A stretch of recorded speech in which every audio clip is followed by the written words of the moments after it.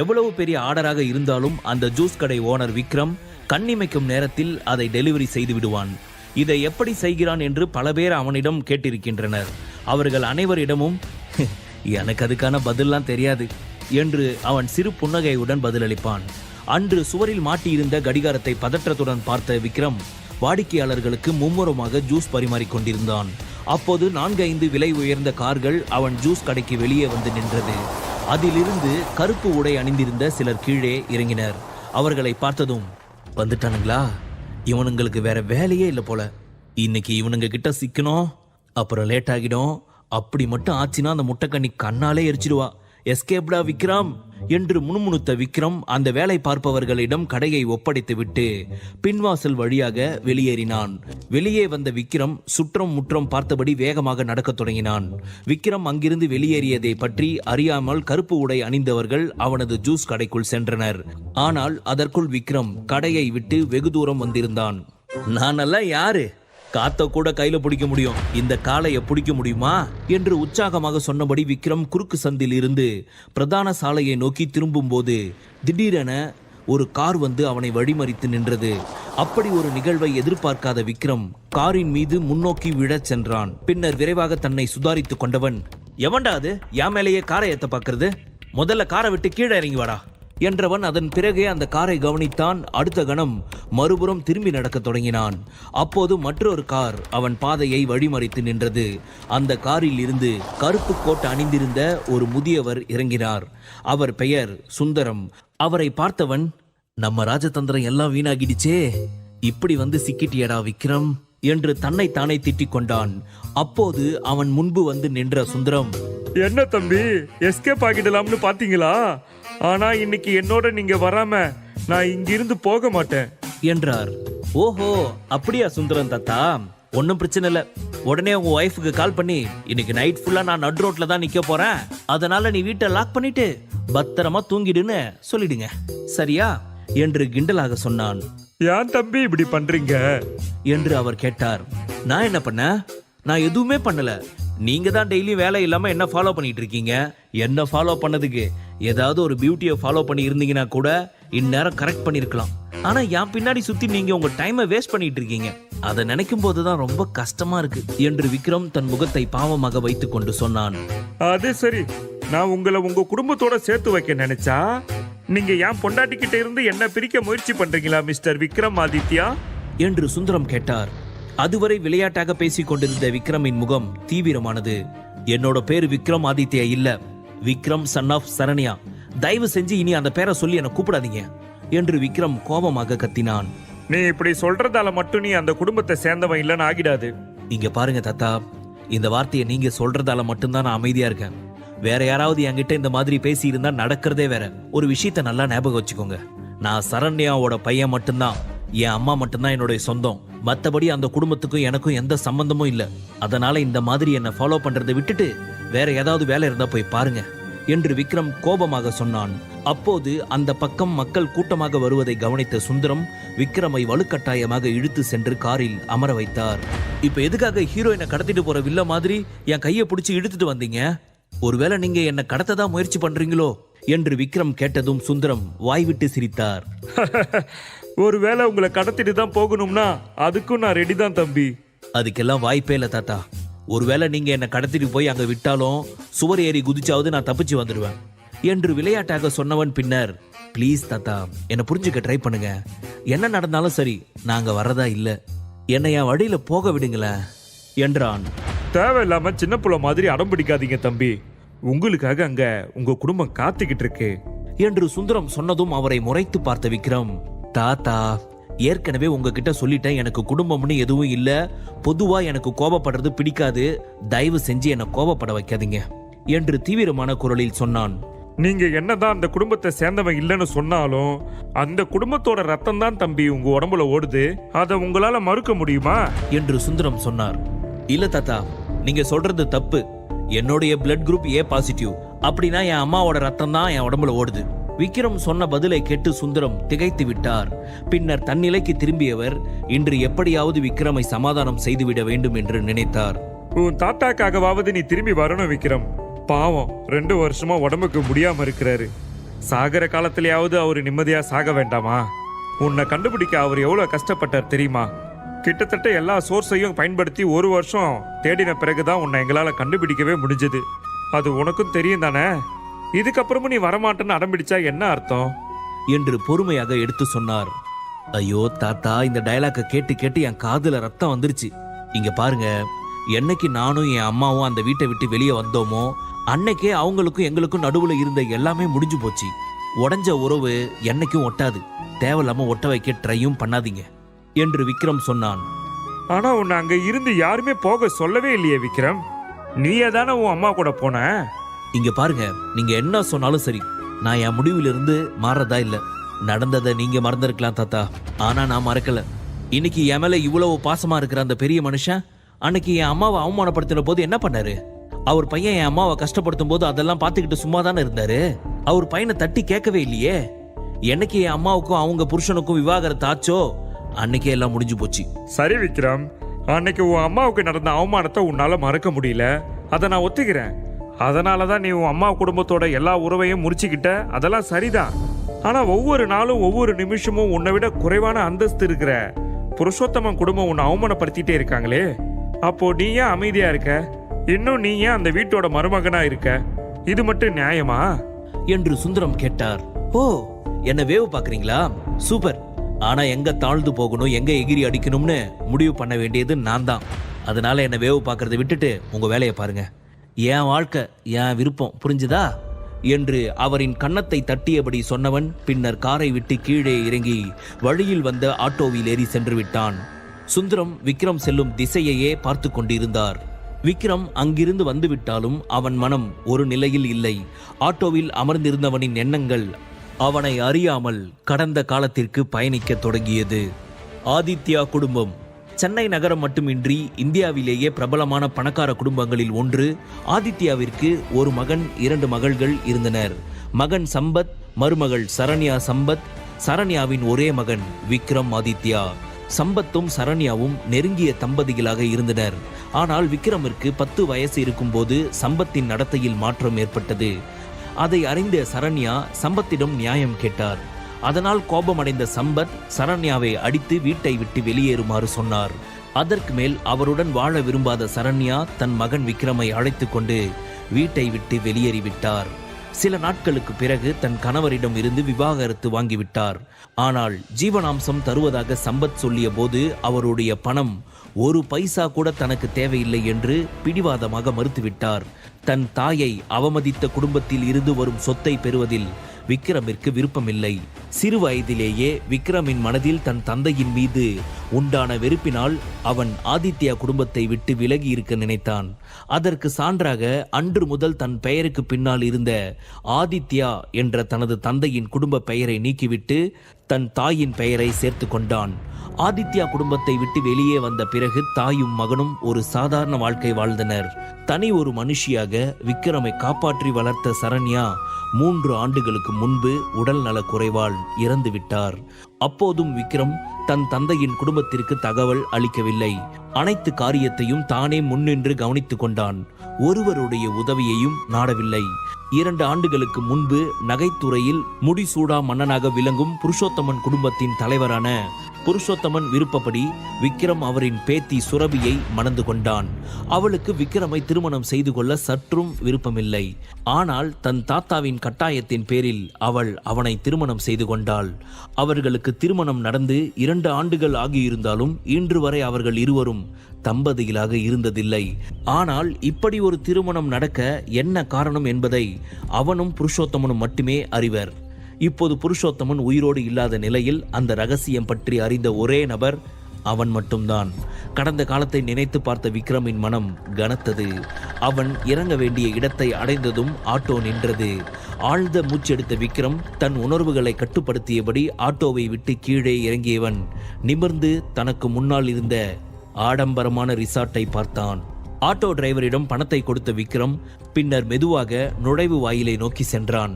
உள்ளே நுழைந்த விக்ரமின் பார்வையில் சற்று தொலைவில் ஒரு பெஞ்சில் அமர்ந்திருந்த ஒரு பெண் விழுந்தாள். அந்த பெண்ணை பார்த்ததும் வாயை குவித்து விசிலடித்த Vikram, wow, what a beauty என்று முணுமுணுத்தான்.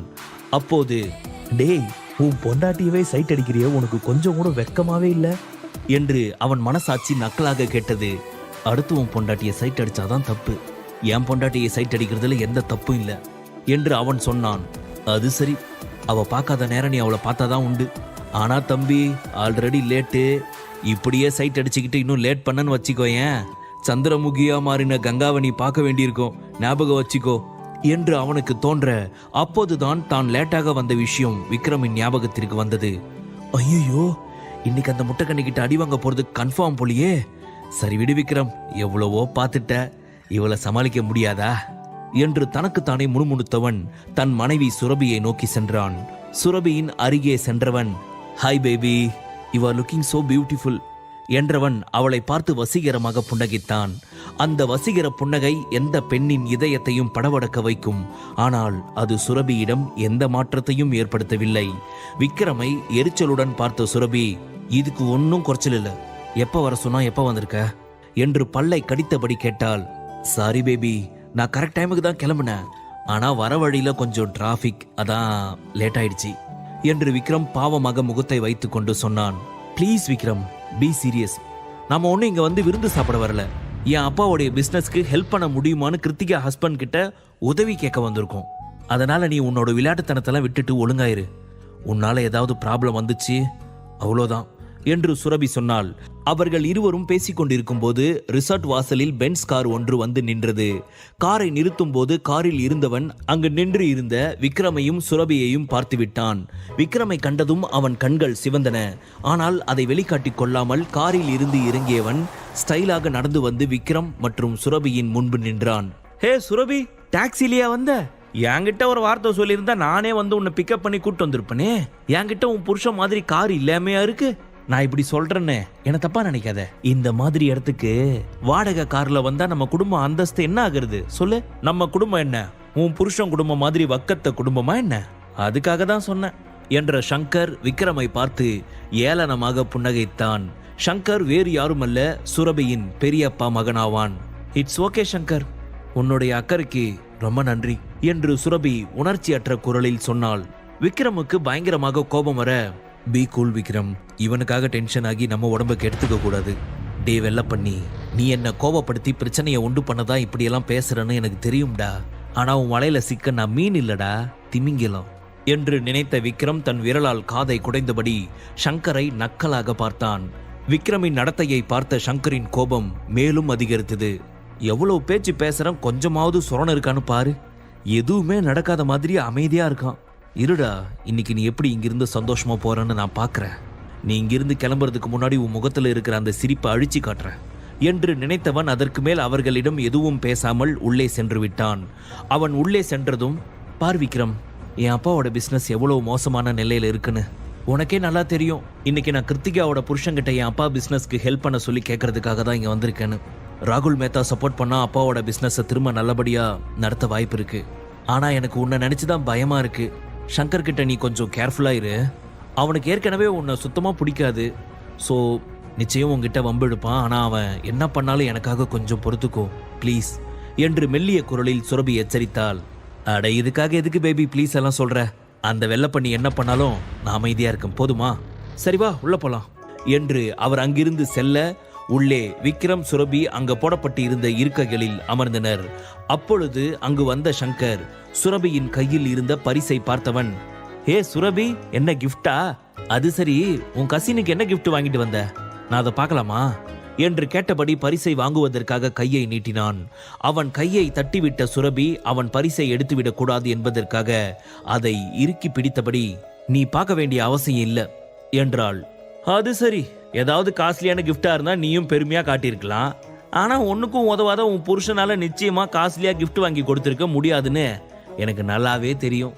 அதனாலதான் நீ கிஃப்ட காட்ட மாட்டியா என்று சங்கர் நக்கலாக கேட்டான். போது சங்கர், நிறுத்து என்று சுரபி எரிச்சலுடன் சொன்னாள். என்ன சுரபி, இப்ப எதுக்காக எரிச்சல் படுற? நீ வாழற வாழ்க்கையை பார்த்தா மனசுக்கு எவ்வளவு கஷ்டமா இருக்கு தெரியுமா? ஒரு அண்ணனா நீ சந்தோஷமா இருக்கணும்னு நான் நினைக்கிறேன். அது தப்பா? நம்ம குடும்பத்தில் இருக்கிற எல்லாரும் உன்னை மதிக்கணும்னு நினைக்கிறது தப்பா?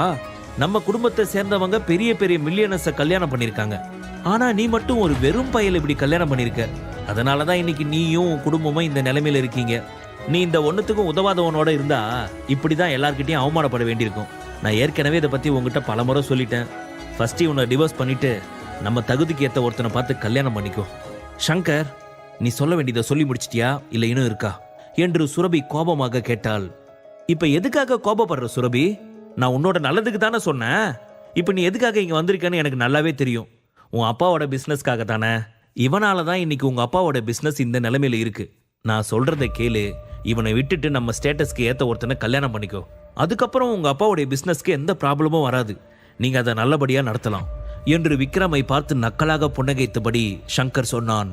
அதற்கு மேல் அவனிடம் பேச விரும்பாத சுரபி விக்ரமிடம், நான் போய் கிருத்திகா கிட்ட பேசிட்டு வரேன், நீங்கே இரு, தயவு செஞ்சு இவங்கிட்ட கொஞ்சம் கேர்ஃபுல்லா இரு என்று மெல்லிய குரலில் சொன்னவள் மேடையை நோக்கி செல்லத் தொடங்கினாள். மறுபுறம் ராயல் லுக்கில் மேடை மீது தன் கணவனுடன் நின்று இருந்த கிருத்திகா பார்ப்பதற்கு மிகவும் அழகாக இருந்தாள்.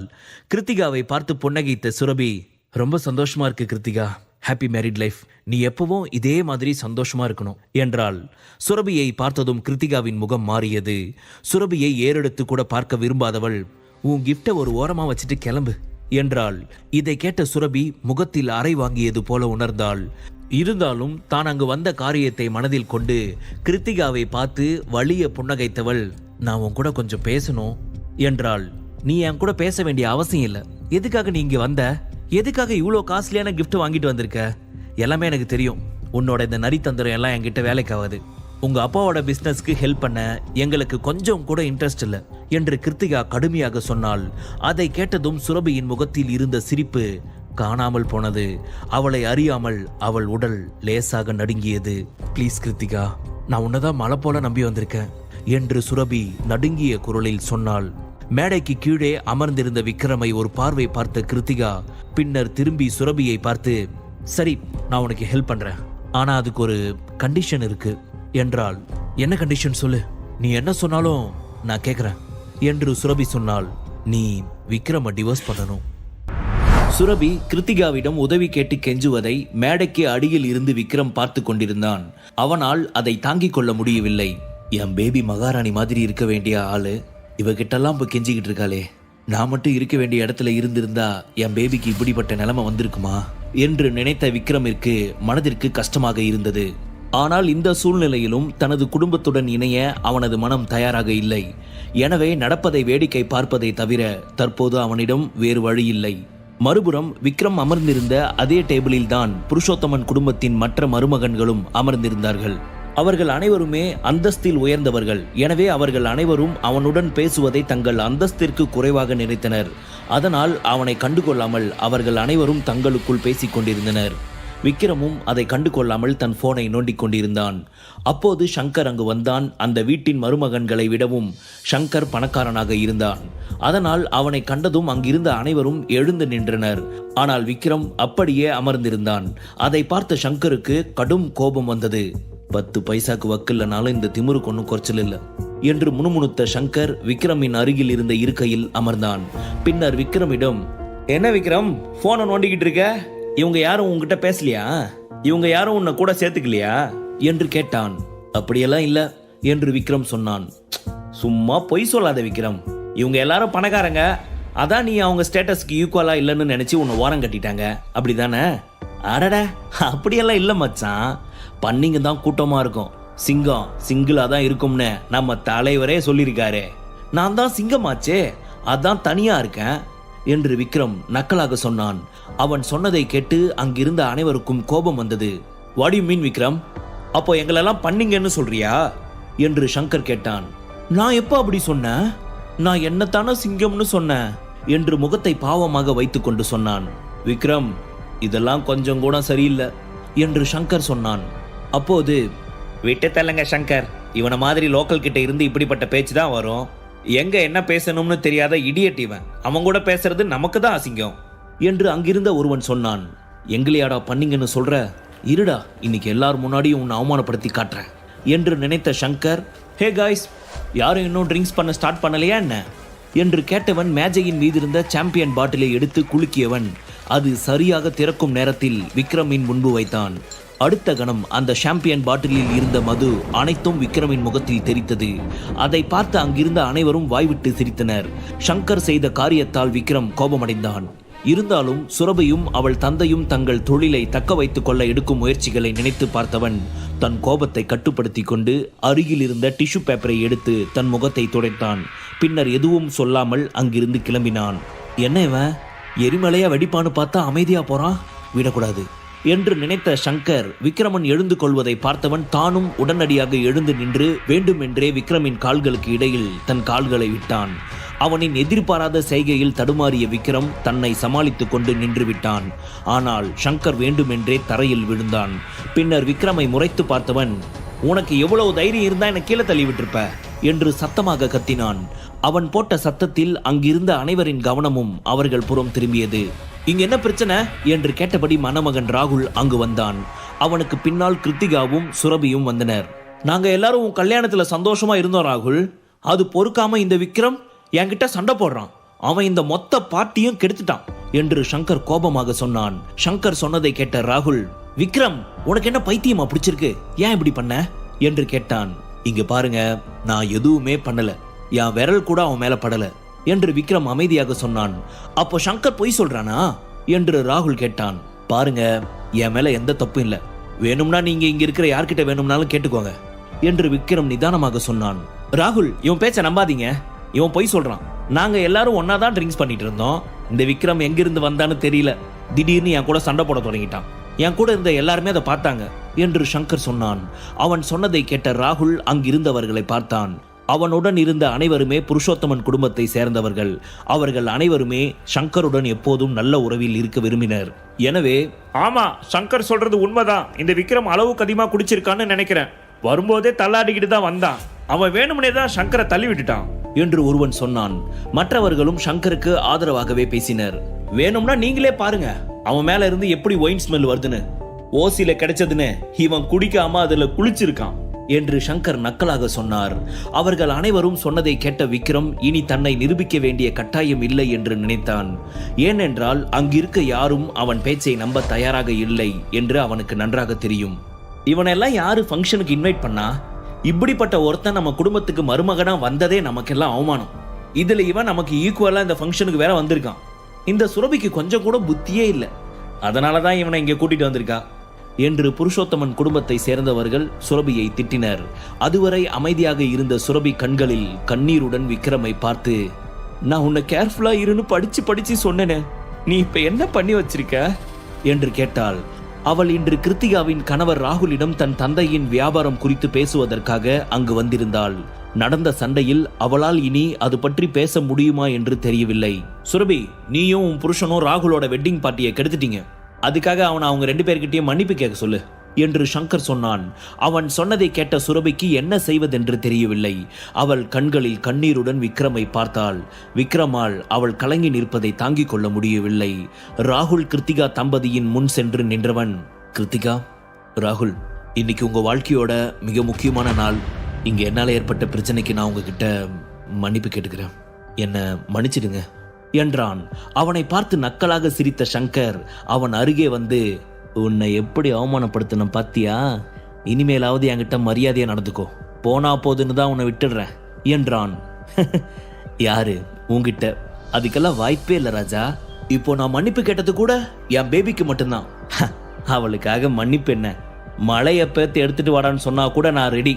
போடா போடா, போய் பொழப்ப பாரு என்று விக்ரம் நக்கலாக சொன்னான். இன்னும் திமிரு கொஞ்சம் கூட குறையல என்று சங்கர் பல்லை கடித்தபடி கேட்டான். கூடவே பிறந்தது என்னைக்கும் போவாது என்று விக்ரம் சொன்னான். நான் உன் திமிரை அழிச்சு காட்டுறேன்டா. சங்கர் சொன்னதை கேட்ட விக்ரம், ஆல் தி பெஸ்ட் என்றான். அன்றைய பார்ட்டியில் பல பெரிய தொழிலதிபர்கள் கலந்து கொண்டனர். அவர்கள் முன்னிலையில் அவமானப்படுத்தப்பட்டதாக உணர்ந்த ராகுல் விக்ரமனிடம், இனி நான் இந்த ஜென்மத்துல உன் முகத்தை பார்க்க விரும்பல, இங்கிருந்து வெளியில போ என்றான். அவன் சொன்னதை கேட்ட விக்ரம் யாரையும் பொருட்படுத்தாமல் பார்ட்டி ஹாலை விட்டு வெளியேறினான். அவன் வெளியேறியதும் சுரபியின் அருகே வந்த கிருத்திகா, உனக்கு இப்படிப்பட்ட ஒருத்தன் தேவையா? கொஞ்சம் யோசி, நான் முன்ன சொன்ன மாதிரி நீ அவனை டிவோர்ஸ் பண்ணனா உனக்கு ஹெல்ப் பண்றேன் என்றாள். அவளை முறைத்து பார்த்த சுரபி எதுவும் பேசாமல் தன் கணவனை பின்தொடர்ந்து வெளியே சென்றாள். ரிசார்ட்டுக்கு வெளியே நின்று இருந்த விக்ரம், பாவம் என் பேபி, அந்த வெள்ளப்பண்ணி செஞ்ச காரியத்தால ரொம்ப அப்செட்டா இருப்பா, அவனை பற்றி தெரிஞ்சிருந்தும் நான் இப்படி அவனுடைய வலையில் வந்து சிக்கியிருக்க கூடாது. இன்னும் கொஞ்சம் கேர்ஃபுல்லாக இருந்திருக்கணும் என்று நினைத்தான். அப்போது அவன் அருகே வந்து நின்ற சுரபி, வா போலாம் என்றாள். அவள் சீக்கிரம் வந்ததைக் கண்டு ஆச்சரியம் அடைந்த விக்ரம், என்னாச்சு சுரபி, ஃபங்க்ஷன் இன்னும் முடியவே இல்லை, அதுக்குள்ளே வந்துட்ட? ஓ, மாமனை அவமானப்படுத்தின இடத்துல இனி ஒரு நிமிஷம் கூட இருக்கக்கூடாதுன்னு வந்துட்டியா? உனக்கு தான் என் மேலே எவ்வளோ லவ் சே என்றான். மண்ணாங்கட்டி, லவ்வும் இல்லை ஒரு மண்ணும் இல்லை என்று சுரபி பின்னர், எப்படி இருந்தாலும் நீ என் புருஷன் விக்ரம், உன்னை அவமானப்படுத்துறது என்னை அவமானப்படுத்துகிற மாதிரி தானே. என் சுயமரியாதையை விட்டுட்டு என்னால் அங்கே இருக்க முடியாது, அதனால தான் நான் வந்துட்டேன் என்று சொன்னாள். ஓகே பேபி, ஆனால் உன் அப்பாவோட பிஸ்னஸ் என்று அவன் கேட்டான். இப்போதைக்கு அதை பற்றி என்கிட்ட எந்த ஐடியாவும் இல்லை, வேற ஏதாவது தான் பிளான் பண்ணணும் என்று சுரபி சொன்னாள். சில நிமிடங்கள் கழித்து, ரொம்ப தேங்க்ஸ் விக்ரம், தப்பே பண்ணாமல் எனக்காக மன்னிப்பு கேட்டதுக்கு என்றாள். அது எப்படி பேபி அவ்வளோ உறுதியாக சொல்கிற? நானே கூட தப்பு பண்ணியிருக்கலாம் இல்லையா? இல்லை விக்ரம், நீ அதுக்கெல்லாம் சரிப்பட்டு வரமாட்டேன் என்று சுரபி கிண்டலாக சொன்னாள். என் மேலே உனக்கு அவ்வளவு நம்பிக்கையா பேபி என்று விக்ரம் ஆச்சரியத்துடன் கேட்டான். நிச்சயமா, ஏன்னா உனக்கு குடிக்கிற பழக்கம் இல்லைன்னு எனக்கு நல்லாவே தெரியும் என்று சுரபி ஆழ்ந்த குரலில் சொன்னாள். அதை கேட்ட விக்ரம் மகிழ்ச்சி அடைந்தான். என் பேபி என் மேலே எவ்வளவு நம்பிக்கை வச்சிருக்கா, இவளுக்கு இனி எந்த கஷ்டமும் வராமல் நான் பார்த்துக்கணும், நிச்சயமா பார்த்துப்பேன் என்று விக்ரம் உள்ளுக்குள் சபதம் எடுத்தான். ஆனால் நான் இப்படி சொல்றதால மாறிட்டேன்னு நினைக்காத, ஏற்கனவே உன்னை டிவோர்ஸ் பண்ண முடிவு பண்ணது தான், எப்போ வேணும்னாலும் அது நடக்கும். ஆனால் இந்த விஷயத்தில் யாரும் என்னை இன்ஃப்ளூயன்ஸ் பண்ணுறது என்னால் அலோ பண்ண முடியாது என்று சுரபி விக்ரமன் முகத்தை பார்த்து சொன்னாள். அவளின் அந்த வார்த்தைகள் விக்ரமிடம் எந்த மாற்றத்தையும் ஏற்படுத்தவில்லை. மாறாக அவள் தன் மீது வைத்திருக்கும் நம்பிக்கையை நினைத்து அவன் மகிழ்ச்சியாக இருந்தான். பின்னர் அவர்கள் இருவரும் வீட்டிற்கு திரும்பினர். அவர்கள் இருவரும் வீட்டிற்கு வந்தபோது சுரபியின் பெற்றோர்கள் ரேணுகா தேவி மற்றும் சரவணன் இருவரும் வராண்டாவில் இருந்த சோஃபாவில் அமர்ந்திருந்தனர். தன் பெற்றோர்களை பார்த்த சுரபி, விக்ரம், இந்நேரம் அம்மா அப்பாவுக்கு பார்ட்டியில் நடந்த விஷயம் தெரிஞ்சிருக்கும், அதனால உன் மேலே செம்ம கோவத்தில் இருப்பாங்க. ஸோ அவங்க என்ன பேசினாலும் நீ அமைதியாரு என்றாள். இல்லைனா மட்டும் உங்கள் அம்மா எனக்கு ஆரத்தி எடுத்து வரவேற்க போகிறாங்களா என்ன? ப்ளீஸ் விக்ரம், ஆல்ரெடி இருக்கிற பிரச்சனை போதும், இதுக்கு மேலே என்னால் எதையும் ஹேண்டில் பண்ண முடியாது என்று சுரபி சோர்வான குரலில் சொன்னாள். கூல் பேபி, உன் அம்மா ஒரு கணத்தில் அடித்தா நான் மறு கணத்தை கூட காட்டுறேன், போதுமா என்று விக்ரம் அவளுடன் வீட்டிற்குள் நுழைந்தான். விக்ரமை பார்த்த அவன் மாமியார் ரேணுகா, எந்த முகத்தை வச்சுக்கிட்டு இந்த வீட்டுக்கு வந்த என்று கத்தினார். இந்த வீட்டுக்காக வர்றதுக்கு பிளாஸ்டிக் சர்ஜரி பண்ணி முகத்தையா மாத்திக்கிட்டு வர முடியும் மாமியார் என்று விக்ரம் கேட்டான். பாத்தியா என்கிட்டயே எப்படி பேசுறான்னு பாத்தியா என்று ரேணுகா சுரபியிடம் சொன்னார். விக்ரம் என்று சுரபி அவனை முறைத்தாள். ஏண்டா, பார்ட்டிக்கு எதுக்கு போனோம்னு உனக்கு தெரியும் தானே, அதுக்கப்புறமா அங்க போய் சங்கர் கிட்ட சண்டை போட்டிருக்க, உனக்கு கொஞ்சமாவது அறிவு இருக்கா? ஏற்கனவே அவங்கிட்ட இப்படி வம்பெழுத்து தான் இன்னைக்கு எங்களை இந்த நிலைமைக்கு கொண்டு வந்து விட்டுருக்க, இதுக்கப்புறமும் அடங்காம இருந்தா என்ன அர்த்தம் என்று ரேணுகா கோபமாக கேட்டார். பிராமிஸா நான் எதுவுமே பண்ணல மாமியாரே என்று விக்ரம் சொன்னான். உன்னை பத்தி எனக்கு தெரியாதா என்ன? ஏற்கனவே உன்னை கண்டா உனக்கு பிடிக்காது, இப்ப சண்டை வேற போட்டு தொலைச்சிருக்க. ஏண்டா இப்படி பண்ற? அவனுக்கு என்ன பிடிக்கலன்னா நான் என்ன பண்ணுவேன் மாமியார்? எப்படி பிடிக்கும் சொல்லு? புருஷோத்தமன் குடும்பத்தோட மற்ற மருமகன்கள் எல்லாம் எவ்வளோ பணக்காரங்க, அவங்களே அவங்கிட்ட அடங்கிதான் போவாங்க. ஆனா அண்ணக்காவடி நீ எப்பவுமே அவனை எதிர்த்து பேசிட்டு தெரியுற, அப்புறம் எப்படி அவனுக்கு உன்னை பிடிக்கும்? உன்னோட இந்த வாயால தாண்டா என் குடும்பம் இன்னைக்கு இந்த நிலைமையில இருக்கு. எங்க குடும்ப தொழிலை காப்பாத்த என் பொண்ணு எவ்வளோ கஷ்டப்பட்டுட்டு இருக்கா, ஆனா நீ எல்லாத்தையும் பாழாக்கிட்ட. நீ எல்லாம் மனுஷனாடா? உன்னை சொல்லி என்ன பிரயோஜனம்? உன்னை மாதிரி ஒரு வீணா போனவனை என் பொண்ணு தலையில கட்டிட்டு போனானே அந்த பெரிய மனுஷன், எல்லாம் அந்த ஆள் பண்ண தப்பு. அன்னைக்கு அந்த ஆள் பண்ண தப்புக்கு இன்னைக்கு நாங்க அனுபவிக்கிறோம் என்று ரேணுகா வார்த்தைகளை தீயாய் உமிழ்ந்தார். அம்மா விடுங்கம்மா, அவங்களுக்கு நமக்கு உதவி பண்ற ஐடியா கொஞ்சம் கூட இல்ல, அதுக்கு விக்ரம காரணம் சொல்றாங்க. இப்ப எதுக்கு நீ விக்ரம தேவையில்லாம திட்டுற என்று சுரபி கேட்டாள். ஏண்டி, உனக்கு கொஞ்சமாவது அறிவு இருக்கா? அவனுக்கு போய் சப்போர்ட் பண்ணி என்கிட்ட பேசிட்டு இருக்க. அவனால நீ எவ்வளவு அவமானப்பட்டிருக்க. இன்னைக்கு நம்மளோட இந்த நிலைமைக்கு காரணமே அவன் தாண்டி. அவன் என்னைக்கு நம்ம வாழ்க்கையில வந்தானோ அன்னைக்கே நமக்கு துரதிர்ஷ்டம் ஆரம்பிச்சிடுச்சு. இவன் என்னைக்கு நம்மளை விட்டு போய் தொலைறானோ அன்னைக்கு தான் நமக்கு நல்லது நடக்கும் என்று விக்ரமை முறைத்தபடி ரேணுகா கோபமாக சொன்னார். இதை கேட்ட சுரபி தன் தாயை ஆற்றாமையுடன் பார்த்தாள். சரவணனுக்கு என்ன சொல்வதென்று தெரியவில்லை, அதனால் அமைதியாக இருந்தார். மறுபுறம் அவர் திட்டுவதை பொருட்படுத்தாமல் விக்ரம் நேராக சமையல் அறைக்கு சென்றான். ரேணுகா தேவி அப்போதும் அவனை திட்டுவதை நிறுத்தவில்லை, தொடர்ந்து திட்டிக் கொண்டிருந்தார். ஆனாலும் அதை கண்டு கொள்ளாமல் அடுத்த சில நிமிடங்களில் சமைத்து முடித்தவன் அனைத்தையும் கொண்டு வந்து மேஜை மீது வைத்துவிட்டு, சாப்பிட நேரமாச்சு, எல்லாரும் வாங்க என்றான். பாருடி, நல்லா பாரு, நாம எவ்வளவு பெரிய பிரச்சனையில் இருக்கோம், அது எதை பத்தியும் கவலைப்படாம வந்து சாப்பிட சொல்றான். இவன் இதுக்கு மட்டும்தான் லாக்கி என்று ரேணுகா மீண்டும் சத்தம் போட்டார். சாப்பிடாம இருந்தா மட்டும் எந்த பிரச்சனையும் தீராது. அது மட்டும் இல்ல, உங்களுக்கு பிபி சுகர் 2 இருக்கு. அதனால நீங்க வேலைக்கு நேரத்துக்கு சாப்பிடணும். என்ன அப்புறமா திட்டலாம், வாங்க வந்து சாப்பிடுங்க என்று விக்ரம் அமைதியாக சொன்னான். அவன் சொன்னது உண்மை என்பதால் சுரபி ரேணுகாவை சமாதானப்படுத்தி சாப்பிட அழைத்து வந்தாள். சாப்பிட்டு முடித்த ரேணுகா, இங்க பாரு சுரபி, ஒழுங்கா சங்கர் சொல்றதை கேளு, சீக்கிரம் ஒரு முடிவெடு என்றார். சாப்பிடுவதை நிறுத்திவிட்டு தன் தாயை பார்த்த சுரபி, அம்மா, யாரோடைய வற்புறுத்தலுக்காகவும் என்னால விக்ரம டிவோர்ஸ் பண்ண முடியாது. அது என்னோட தனிப்பட்ட விஷயம். எப்ப என்ன பண்ணணும்னு எனக்கு நல்லா தெரியும். இனி நீங்க இதை பத்தி பேசவே கூடாது என்று கத்தினாள். ஏண்டி, உனக்கு பைத்தியமா பிடிச்சிருக்கு? என்னைக்கா இருந்தாலும் அவனை டிவோர்ஸ் பண்ண தானே போற. அதை இப்பவே பண்ணி தொலைச்சா என்ன? இப்ப நாம என்ன நிலைமையில இருக்கோம்னு உனக்கு தெரியும் இல்லையா? இப்போதைக்கு நம்ம நிலைமை சரியாகணும்னா நீ அவனை டிவோர்ஸ் பண்றது மட்டும்தான் ஒரே வழி. உனக்கு ஏன் அது புரிய மாட்டேங்குது? ஏற்கனவே நீ இவனை கட்டி தொலைச்சதால நம்ம குடும்பத்துல இருக்கிற ஒருத்தரும் நம்மளை மதிக்க மாட்டாங்க. இப்போ இவனை டிவோர்ஸ் பண்ண மாட்டேன்னு பிடிவாதம் பிடிச்சா என்ன அர்த்தம்? தன் தாயை முறைத்து பார்த்த சுரபி அதற்கு மேல் சாப்பிட மனம் இல்லாமல் கையை கழுவி விட்டு எழுந்து சென்று விட்டாள். கொஞ்சமாச்சு சொல் பேச்சு கேட்கறாளா என்று முணுமுணுத்த ரேணுகா, ஏங்க நீங்க அவகிட்ட எதுவும் சொல்ல மாட்டீங்களா? எனக்கு தெரியாது, நீங்க எப்படியாவது உங்க பொண்ணை கன்வைன்ஸ் பண்றீங்க, அவ்வளவுதான். அவ விக்ரம டிவோர்ஸ் பண்ணியே தீரணும் என்று ரேணுகா தன் கணவன் சரவணனிடம் சொன்னார். ஆனால் அவர் எதுவும் சொல்லவில்லை.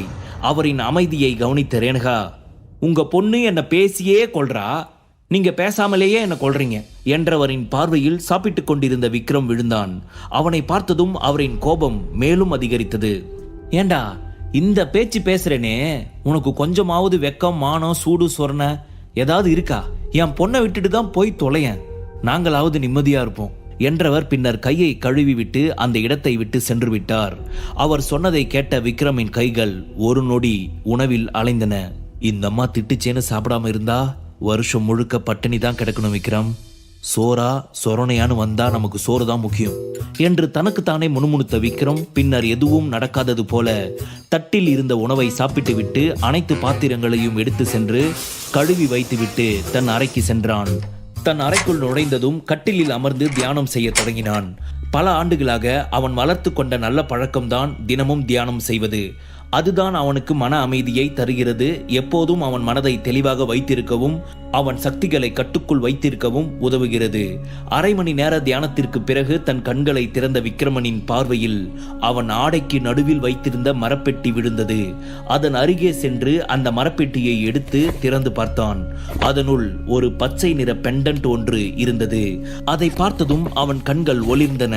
இதை அவனிடம் கொடுத்தவர், உனக்கு எப்போ மிகப்பெரிய பிரச்சனை வருதோ அப்ப நீ இதை பயன்படுத்திக்கோ, இதால உன்னுடைய எல்லா பிரச்சனையும் தீர்க்க முடியும் என்று சொன்னார். அதை நினைத்து பார்த்தவன், நாம ஏன் சுரபியோட பிரச்சனையை தீர்க்க இதை பயன்படுத்தக்கூடாது? பாவம் அவ, நிச்சயம் நம்மளால முடிஞ்சதை பண்ணுவோம் என்று நினைத்தவன் சந்தோஷமாக தூங்கச் சென்றான். முழு கதையையும் கேட்டு மகிழ பாக்கெட் FM ஆப்பை டவுன்லோட் செய்யுங்கள். லிங்க் டிஸ்கிரிப்ஷனில் கொடுக்கப்பட்டுள்ளது.